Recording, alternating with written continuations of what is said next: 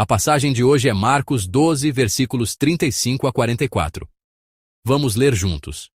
E, falando Jesus, dizia, ensinando no templo: Como dizem os escribas que o Cristo é filho de Davi? O próprio Davi disse pelo Espírito Santo: O Senhor disse ao meu Senhor: Assenta-te à minha direita, até que eu ponha os teus inimigos por escabelo dos teus pés. Pois, se Davi mesmo lhe chama Senhor, como é logo seu filho? E a grande multidão o ouvia de boa vontade. E, ensinando-os, dizia-lhes: Guardai-vos dos escribas, que gostam de andar com vestes compridas, e das saudações nas praças, e das primeiras cadeiras nas sinagogas, e dos primeiros assentos nas ceias, que devoram as casas das viúvas, e isso, com pretexto de largas orações. Estes receberão mais grave condenação. E, estando Jesus assentado defronte da arca do tesouro, observava a maneira como a multidão lançava o dinheiro na arca do tesouro, e muitos ricos depositavam muito. Vindo, porém, uma pobre viúva, depositou 2 pequenas moedas, que valiam 5 réis. E, chamando os seus discípulos, disse-lhes: Em verdade vos digo que esta pobre viúva depositou mais do que todos os que depositaram na arca do tesouro, porque todos ali depositaram do que lhe sobejava. Mas esta, da sua pobreza, depositou tudo o que tinha, todo o seu sustento. Amém. Compartilharei a palavra sob o título Porque ele está aqui, porque está vendo agora. Algumas figuras não mostram apenas uma imagem, mas 2 imagens ao mesmo tempo. Algumas pessoas veem uma imagem primeiro e outras veem a outra primeiro. No entanto, muitas vezes, as pessoas pensam que apenas o que viram está correto e insistem que há apenas uma coisa naquela figura. Na verdade, ao olharmos para a mesma figura, podemos ver imagens diferentes. Isso porque pode parecer diferente dependendo da perspectiva. A história da passagem de hoje é semelhante a isso. As pessoas, vendo a mesma situação, interpretaram-na de perspectivas diferentes. Ao meditar sobre a conhecida história das 2 leptas da viúva, a maioria das pessoas se concentra na viúva que fez a oferta. Com que coração ela pôde ofertar assim? Que tipo de fé era aquela que lhe permitiu ofertar todo o seu sustento? Será que eu conseguiria fazer como essa viúva? Muitas vezes, examinamos a passagem de hoje dessa maneira. Meditar assim não é, de forma alguma, ruim, pois a passagem certamente transmite esse significado. A viúva, a pessoa da classe mais marginalizada da sociedade daquela época, e as 2 leptas, uma oferta de valor extremamente pequeno. Meditar sobre a grande decisão que deve ter sido necessária do ponto de vista de uma pessoa pobre, uma decisão e resolução que só seriam possíveis pela fé. A decisão e a resolução que a maioria de nós provavelmente tomou ao meditar sobre esta palavra são totalmente possíveis e uma aplicação muito boa. No entanto, ao meditar na passagem de hoje, não devemos parar por aí. Se meditarmos apenas até este ponto, podemos dizer que ainda não vimos tudo o que esta passagem pretende transmitir. Meditamos sobre a passagem, vimos a passagem, mas não a vimos por completo, apenas uma parte dela. Ou seja, como vimos na figura antes, ela pode ser vista de uma forma ou de outra, mas podemos ter visto apenas uma parte, apenas uma faceta. Na verdade, a ênfase da passagem de hoje, ou seja, o que a passagem de hoje realmente quer dizer, está em outro lugar. É a meditação não tanto na viúva que ofertou 2 leptas, mas em Jesus que elogia as 2 leptas, nele mesmo. Ao meditar na passagem de hoje, devemos nos concentrar em Jesus, nele mesmo. Eu já lhes disse que o templo dos dias de Jesus tinha uma falha grave, algo que deveria estar lá, mas não estava. Algo que deveria estar no templo, mas não estava. Na verdade, este templo foi construído sobre isso, mas foi perdido, desapareceu e não estava mais lá. A Arca da Aliança. Depois que o primeiro templo construído por Salomão foi destruído, A nação de Israel perdeu a Arca da Aliança.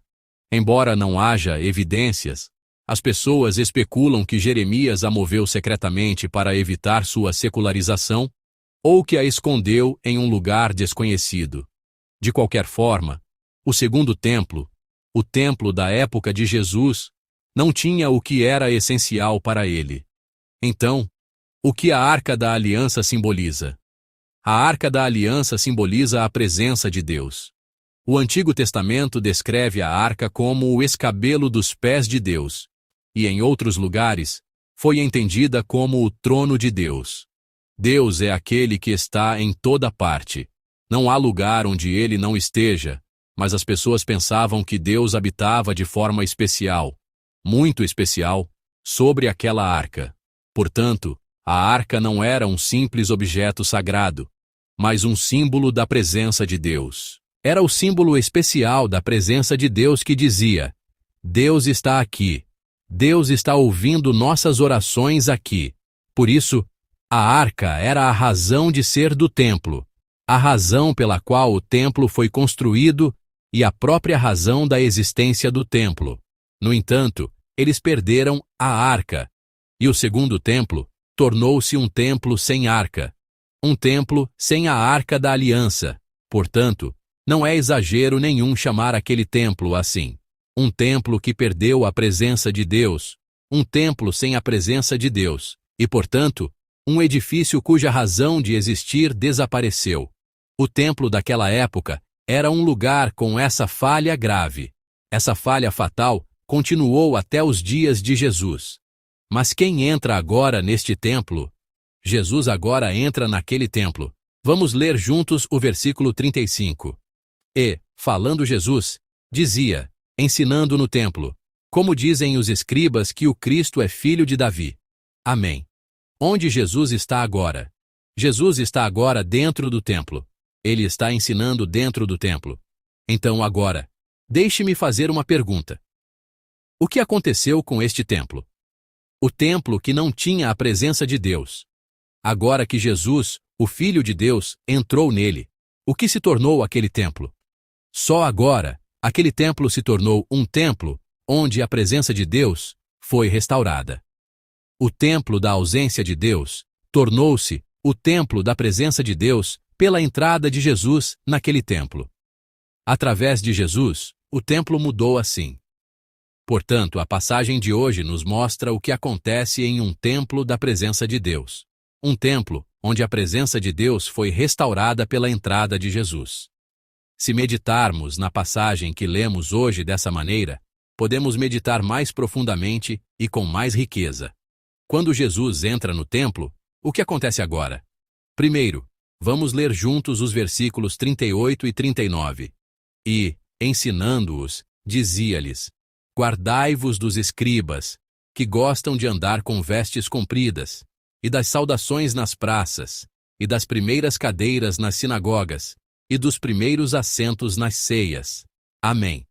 Dentro daquele templo, dentro do templo onde a presença de Deus foi restaurada, o ensinamento de Jesus flui. Guardai-vos dos escribas, Jesus ordena. Aqui, os escribas se referem aos líderes religiosos judeus. Esses líderes religiosos atuavam em torno do templo, e naquele templo que havia perdido a presença de Deus, eles se esforçavam ao máximo não para revelar a Deus, mas para se exibir, para se mostrar. Eles andavam com vestes compridas que não precisavam usar, para mostrar que eram estudantes exemplares da religião. E gostavam de receber saudações nos mercados, lugares onde não precisavam ir. Não apenas nos lugares espirituais como as sinagogas, mas também nos lugares seculares como os banquetes, eles insistiam nos primeiros lugares. Eles se tornaram pessoas que eram servidas, em vez de pessoas que serviam, e viviam uma vida sem Deus. Uma vida que até usurpava o lugar de Deus. Era assim a aparência daqueles que realizavam um ministério da ausência de Deus em um templo sem a presença de Deus. Como eles pareciam aos olhos das pessoas. Ninguém teria ousado dizer que estavam errados ou condená-los. Com o título de líderes religiosos, as pessoas os reverenciavam, respeitavam e os guiavam para os melhores lugares. Mas, irmãos, há alguém que está vendo isso. É o nosso Jesus, que entrou no templo e transformou o templo sem a presença de Deus em um lugar cheio da presença de Deus. Vamos ler juntos o versículo 40 para ver como nosso Jesus os via. Que devoram as casas das viúvas, e isso, com pretexto de largas orações. Estes receberão mais grave condenação. Amém. As pessoas ainda reverenciavam e respeitavam aqueles líderes religiosos, mas o olhar de Jesus era completamente diferente. Aos olhos de Jesus, eles não eram apenas pessoas que devoravam os bens das viúvas, pessoas que oprimiam os pobres, mas também pessoas que violavam a lei de Deus, que ordenava ajudar os pobres. Pessoas que oravam longamente por hipocrisia, ou seja, não orando a Deus, mas para serem vistas pelos homens. Aos olhos do nosso Senhor, pareciam apenas pessoas recitando encantamentos, como um eco ressoando no vazio, que Deus nem sequer ouvia. Em seguida, Jesus diz: estes receberão mais grave condenação. Ele está falando de um julgamento, de um tribunal. Jesus, que veio ao templo, o que ele faz aos líderes religiosos judeus? Ele os julga. Ele está julgando e condenando sua hipocrisia, seus crimes, seu orgulho e sua perda de Deus. Nosso Senhor declarou que eles receberiam um julgamento mais severo, uma condenação mais pesada. Dentro do templo, Jesus está pronunciando uma sentença de culpa contra os líderes religiosos judeus, um pecado mais grave. E o que aconteceu depois desse julgamento? Algo completamente oposto também é relatado na passagem de hoje. Vamos ler juntos os versículos 41 e 42 da nossa passagem de hoje. E, estando Jesus assentado defronte da arca do tesouro, observava a maneira como a multidão lançava o dinheiro na arca do tesouro, e muitos ricos depositavam muito. Vindo, porém, uma pobre viúva, depositou 2 pequenas moedas, que valiam 5 réis. Amém. Jesus sentou-se do lado oposto da arca do tesouro, dentro do templo. Ele ainda está no templo. E ele observava as pessoas ofertando. Enquanto vários ricos ofertavam com ostentação, entre eles havia uma mulher que se destacava. Ela era uma viúva, e colocou 2 leptas na arca do tesouro. 2 leptas provavelmente valiam o mesmo que um copo de macarrão instantâneo de loja de conveniência em nosso dinheiro de hoje. Todos devem ter pensado: o rico colocou muito, a viúva colocou pouco. Ao ouvir o som das moedas caindo na arca do tesouro, feita de bronze em forma de trombeta, o som pesado do rico e o som leve das 2 leptas da viúva, as pessoas provavelmente estavam naturalmente pensando em quem colocou muito e quem colocou pouco. Mas o pensamento de Jesus é diferente. Vamos ler juntos os versículos 43 e 44. E, chamando os seus discípulos, disse-lhes: em verdade vos digo que esta pobre viúva depositou mais do que todos os que depositaram na arca do tesouro, porque todos ali depositaram do que lhes sobejava, mas esta, da sua pobreza, depositou tudo o que tinha, todo o seu sustento. Amém. Jesus elogia a oferta da pobre viúva. Não apenas diz que ela colocou muito, mas Jesus a elogia de forma extrema. Ele avalia que ela depositou mais. Ele a elogia dizendo que ela depositou mais do que todas as pessoas que depositaram na arca do tesouro. Ele avaliou que uma pessoa rica ofertar uma parte do que tem é diferente de uma pessoa pobre ofertar tudo o que tem. Aquela mulher provavelmente abriu mão de sua refeição da noite. Teria sido uma refeição simples, nem mesmo abundante, apenas o suficiente para acalmar um pouco a fome, mas ela ofereceu até mesmo isso inteiramente a Deus. A história por trás das 2 leptas da mulher, o centro do coração dessa mulher, nosso Jesus sabia de tudo. E ele a elogiou. Assim como ele não apenas julgou os escribas, mas julgou como mais grave. Ele não apenas elogiou esta mulher dizendo que ela fez bem, mas a elogiou especificamente dizendo: depositou mais do que todos. Quando a presença de Deus é restaurada no templo, isso acontece. Amados, nosso Jesus sabe de tudo. Esta é a mensagem central da passagem de hoje. Nosso Jesus sabe de tudo. Há um Jesus que está vendo todas as situações com precisão. Não sabemos o quão grande consolo este fato é para nós. Há alguém que vê e sabe tudo, não apenas o que é visível aos olhos das pessoas e audível aos seus ouvidos, mas também as situações ocultas por trás, as verdadeiras intenções escondidas no coração e o centro do coração. É o nosso Jesus, é o nosso Deus. Às vezes, ficamos desapontados.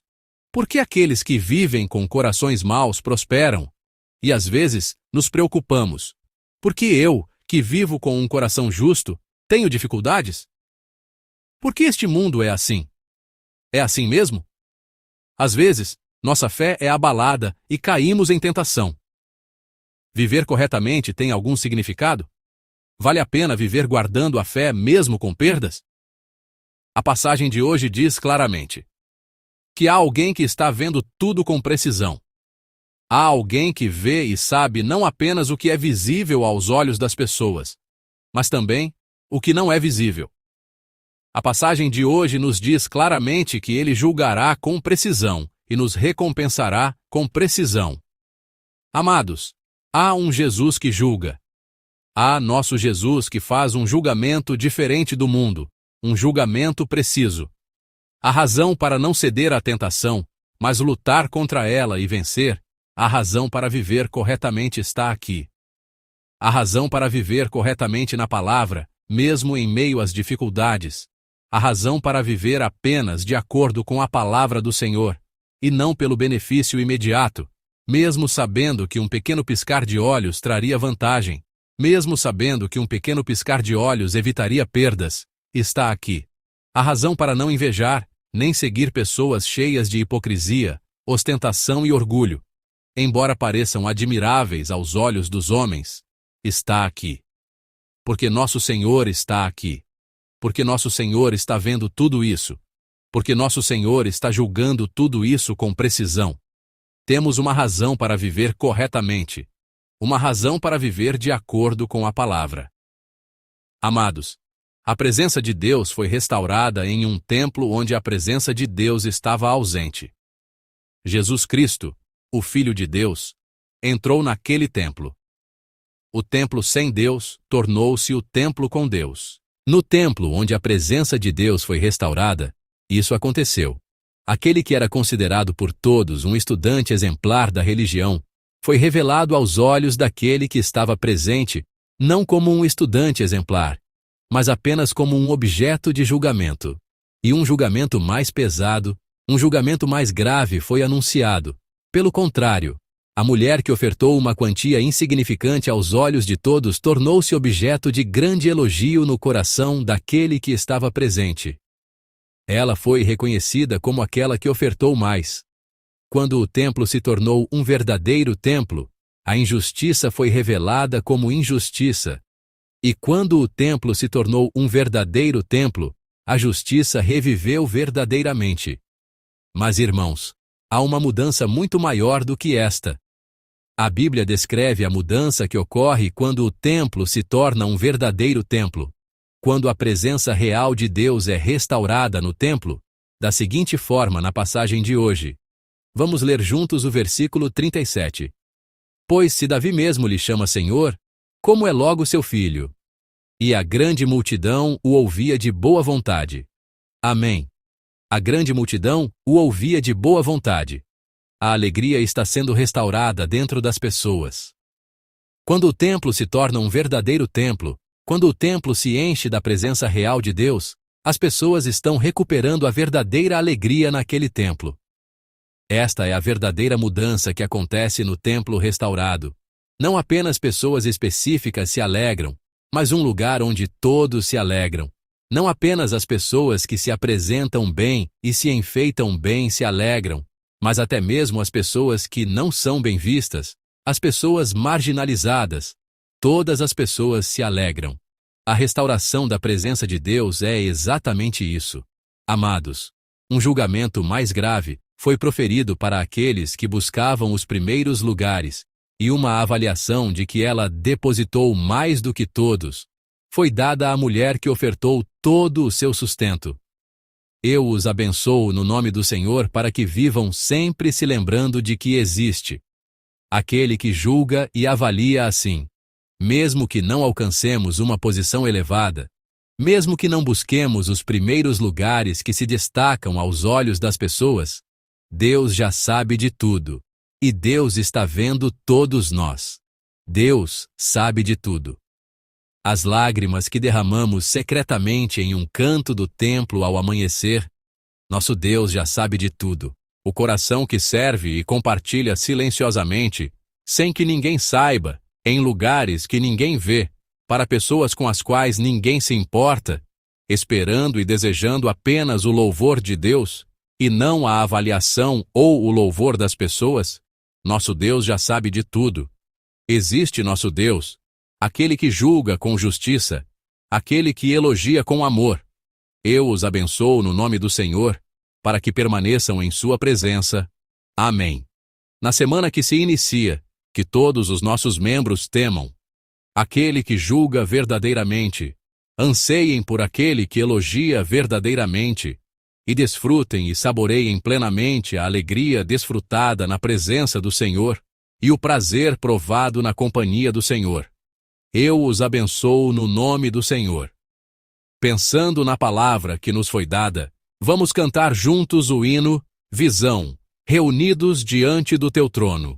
Reunidos diante do teu trono, para louvar ao Senhor em união. O amor de Deus nos deu seu Filho, pelo seu sangue recebemos a salvação. O amor derramado naquela cruz, como um rio, por toda a terra flui. De toda nação, tribo, povo e língua, os salvos vêm te adorar, Senhor. A salvação pertence ao nosso Deus, que está assentado no trono, e ao Cordeiro. A salvação pertence ao nosso Deus, que está assentado no trono, e ao Cordeiro. Vamos orar juntos. Reflitamos sobre o que estamos conscientes em nossas vidas. Deus realmente está nas coisas das quais estamos conscientes? O olhar de Deus, a avaliação de Deus, o valor de Deus estão nelas? Que possamos temer o julgamento de Deus. Que todos nós possamos viver desejando o louvor de Deus, e não o louvor dos homens. Oremos juntos. Amoroso Senhor, obrigado. Permita-nos refletir se não estamos, como o templo dos dias de Jesus, na ausência de Deus. Permita-nos refletir se não estávamos interessados apenas no olhar e na avaliação das pessoas, sem estarmos conscientes do olhar e da avaliação de Deus. Não viveremos uma vida de hipocrisia para subir aos primeiros lugares. Viveremos valorizando até mesmo o pequeno coração que está em um lugar invisível. Restauraremos a presença do Senhor em nossa vida. Senhor, governe nossa vida e habite pessoalmente em nossa vida, para que a vida de todos nós transborde com a alegria e o prazer do Senhor. Amém. Oramos em nome de nosso Senhor Jesus Cristo. Amém.